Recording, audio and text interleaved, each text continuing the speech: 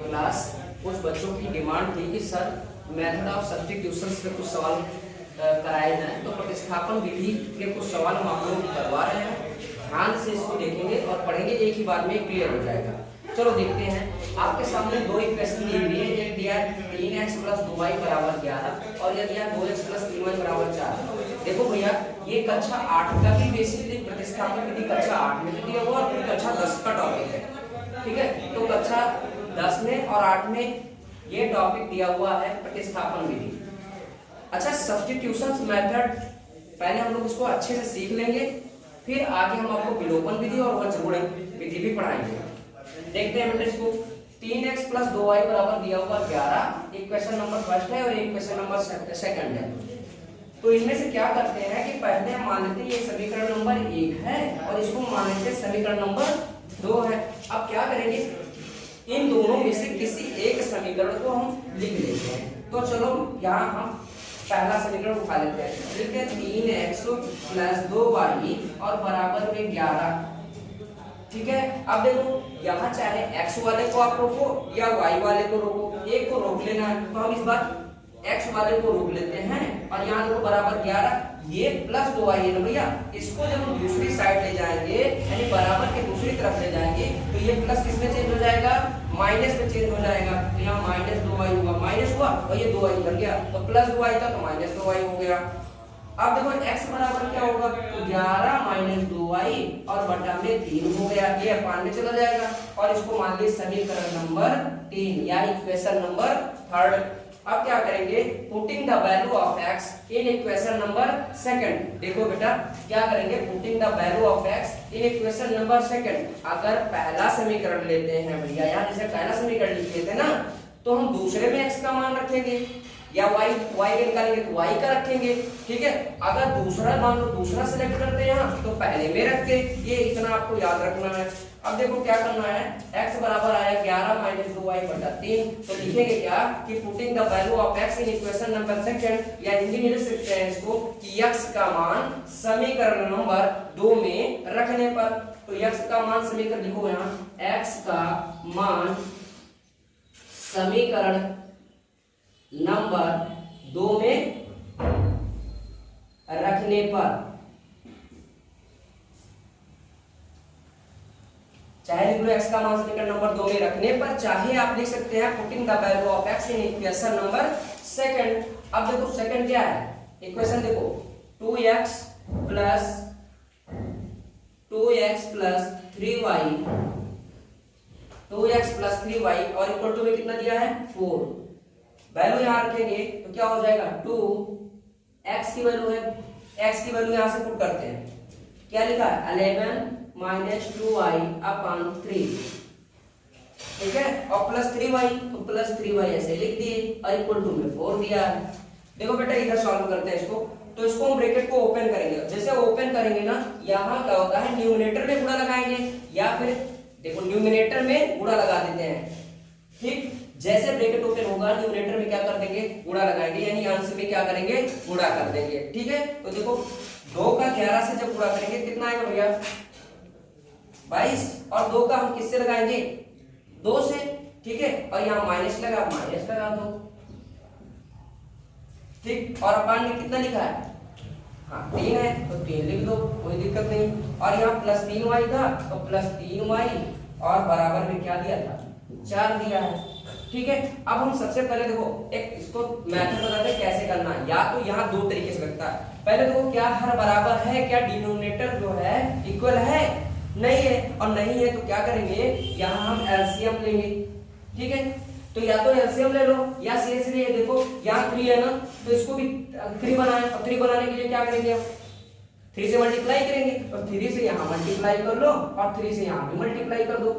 ठीक है, अब देखो ये 22 - 4y और अपान में 3, और यहाँ क्या हुआ 3 3 जा 9y 3। यानी कहने का मतलब ऐसा, देखो अगर इसको पढ़े 22 - 4y बटा 3 प्लस 9y बटा 3। ठीक है, और बराबर में कितना दिया है, बराबर में 4 दिया है। ठीक, अब बताओ भैया ये इसका डिनोमिनेटर जो है वो बराबर है, इक्वल है। ठीक है, यानी हर क्या है, हर क्या है भैया बराबर है, और जब बराबर है तो ऐसे लिख दो, लिख दिए ना। यही तो पढ़ाए हैं, जब किसी भी ये फ्रैक्शन में दो फ्रैक्शन है और आपस में क्या होता है, उसका हर जब बराबर होता है तो उसे उतार देते हैं। ठीक है, लिख दिए। और ऊपर वाले को देख लो क्या लिखा है, 22 माइनस 4y और प्लस 9y और बराबर कितना दिया है 4। ठीक है, इतना समझ में आया। अच्छा ये बताओ यहाँ क्या आया 22 माइनस और 9 से 4 जब घटाओगे तो 9 से 4 क्या कितना आएगा 5, लेकिन ये सिंबल किसका होगा, प्लस का होगा। क्यों, क्योंकि 9 से 4, 9 के आगे देखो कौन सा संख्या जो बड़ी है उसी सिंबल लिखते हैं। तो यहाँ क्या हुआ प्लस 5y और बटा में क्या है 3 और बराबर 4, तो यहाँ भी बटा 1 कर लेंगे। ठीक है, क्यों, क्योंकि तिरछा गुणा सिखाए ना, बराबर के इधर जब ऐसी कंडीशन बनती है तो हम क्या करते हैं, क्रॉस मल्टीप्लिकेशन करते हैं, यानी तिरछा गुणा करते हैं। तो तिरछा गुणा करो तो यहाँ 22 प्लस 5y का जो 1 से लगाएंगे उतने आएगा, और 3 का 4 से 3 चौ 12। ठीक है, अब हम लिखेंगे 5y और बराबर 12 माइनस 22, तो 2 से 2 गया कितना आएगा 0, 2 से 1 गए यानी 12 10 22। ठीक है, और लेकिन 12 छोटी संख्या से बड़ी संख्या घटा रहे हो तो सिंबल किसका होगा माइनस का, और यहाँ 5y।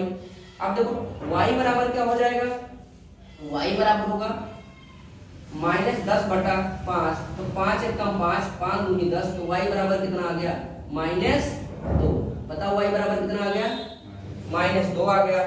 अब देखो क्या करेंगे, y का मान किसी भी समीकरण में रख सकते हैं। तो देखो चाहे 1 में रखो, चाहे 2 में रखो भैया, और चाहे 3 में रखो। तो देखो यहाँ निकलवाए हैं इक्वेशन नंबर 3, ये निकलवाए ना, ये निकलवाए हैं, इसी में हम इसकी वैल्यू पुट कर देते हैं। ठीक, तो यहाँ देखो y का मान इसमें रख देते हैं। देखो ध्यान से y का मान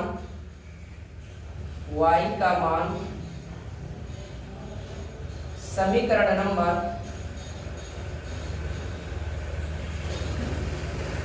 3 में रखने पर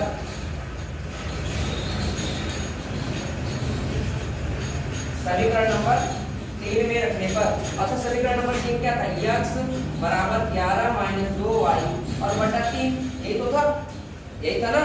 फिर देखो x बराबर 11 माइनस 2 और गुणे, अब y का कितना आया माइनस 2 आया, तो y के स्थान पे माइनस 2 लिख देंगे और बटा में क्या दिया 3 दिया है। ठीक है, अच्छा भैया देखो x बराबर क्या हो जाएगा 11 और माइनस 2 दूनी 4, तो प्लस 4 हो जाएगा ना, माइनस माइनस प्लस हो गया, और बटा 3, तो x बराबर क्या आएगा, x बराबर क्या आ जाएगा, x बराबर 15 बटा 3, तो 3 एक कम 3, 3 बचे 15, x बराबर कितना आया 5, x बराबर कितना आया 5। बताओ समझ में आया भैया कि नहीं आया।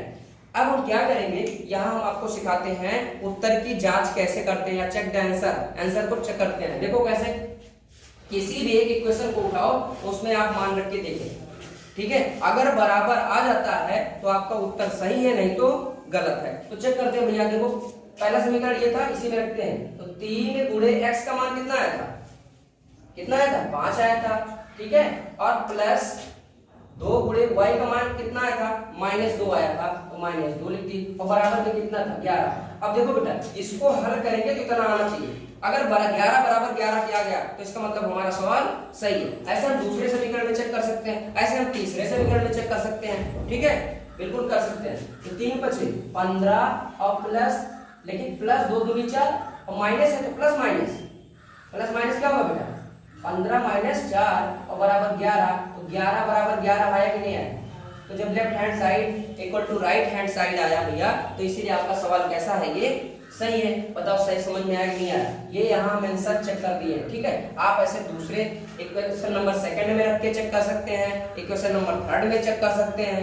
ठीक है, अच्छे से समझ, उम्मीद करते हैं अच्छे से समझ में आया होगा। अब आप लोगों को हम 2-3 क्वेश्चन देते हैं और इसको करना, और कमेंट बॉक्स में जरूर आप रिप्लाई करें ये आंसर कितना आता है। ठीक है, अभी इसको नोट कर लो, उसके बाद में हम क्वेश्चन लिखा देते हैं आप लोगों को। ये 2 क्वेश्चंस हैं और दोनों क्वेश्चन यहाँ हम आपको दे दिए हैं, आप लोग इसको लगाना और कमेंट बॉक्स में इसका आंसर जरूर दें। ठीक है, आगे दूसरा लेक्चर अगली क्लास में रहेगा। धन्यवाद।